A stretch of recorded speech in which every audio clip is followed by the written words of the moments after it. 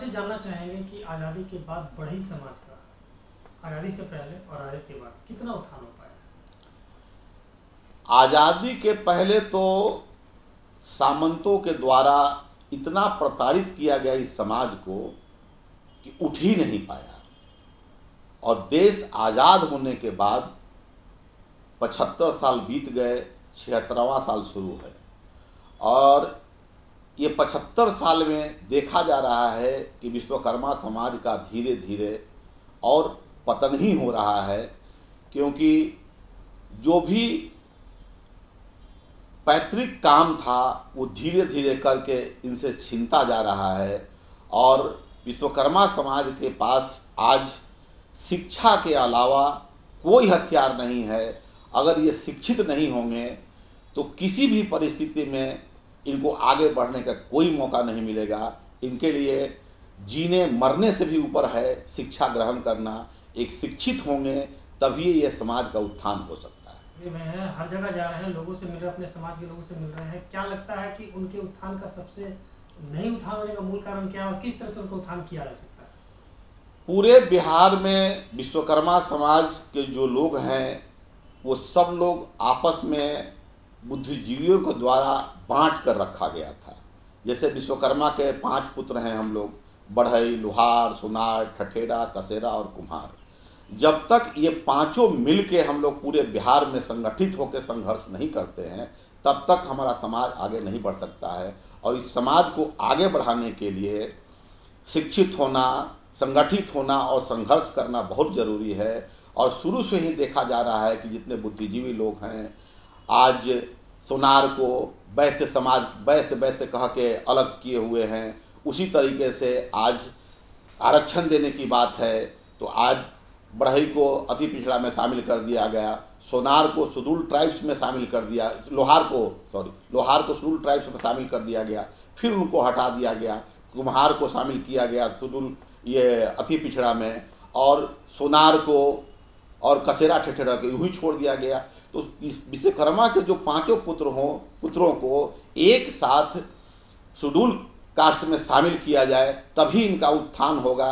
उसके बाद उससे होगा क्या कि इनको शिक्षा में मदद मिलेगी, इनके लिए पढ़ाई लिखाई आसान हो जाएगा, फीसें माफ़ हो जाएंगी, अलग सिस्टम होगा जिससे इनको आगे बढ़ने में सहूलियत होगी। कहीं ना कहीं अपने समाज के उत्थान के लिए आप भी राजनीतिक भागीदारी की दौड़ में लगे हुए हैं, और उस दौड़ में सबसे बड़ी जो भूमिका है वो आपके विश्वकर्मा समाज के लोग हैं।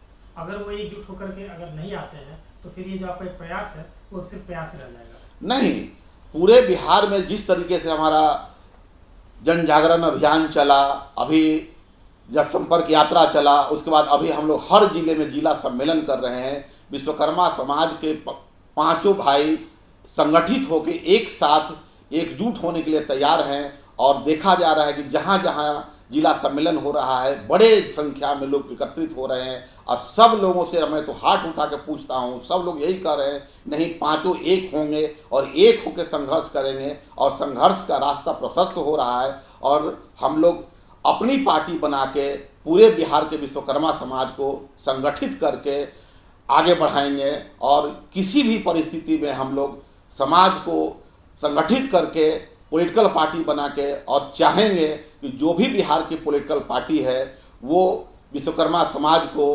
पार्लियामेंट का 3 टिकट, विधानसभा का 20 टिकट दे और विश्वकर्मा समाज को भी आगे बढ़ने का मौका दे।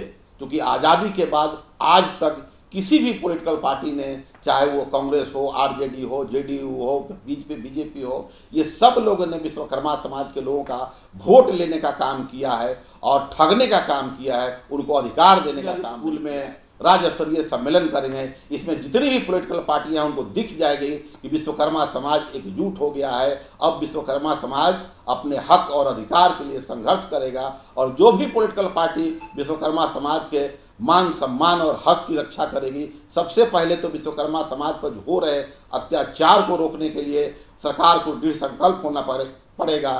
क्योंकि देखा जा रहा है कि पूरे बिहार के हर जिले में हमारे विश्वकर्मा समाज के कभी जिला परिषद का हत्या कर दिया जाता है, कभी मुखिया का हत्या कर दिया जाता है, हमारे समाज के लोगों को हत्या कर दिया जा रहा है। जो भी आगे बढ़ रहे उनकी हत्या कर दी जा रही है, उनका और देखने वाला सुनने वाला कोई नहीं है। इसलिए विश्वकर्मा समाज के लोगों को सरकार सुरक्षा दे, सरकार उन पर ध्यान दे और उन पर हो रहे अत्याचार पर रोक लगाए और विश्वकर्मा समाज को हम लोग आगे बढ़ाने के लिए, संगठित करने के लिए और विश्वकर्मा समाज को एकजुट होकर इन अत्याचारों के खिलाफ हम लोग गोलबंद हो रहे हैं और गोलबंद होकर संघर्ष करेंगे। गांधी मैदान का रैली विश्वकर्मा समाज का भविष्य तय करेगी। सर परिचय दे दीजिए। मुकुल आनंद, भारतीय विश्वकर्मा महासभा के राष्ट्रीय अध्यक्ष।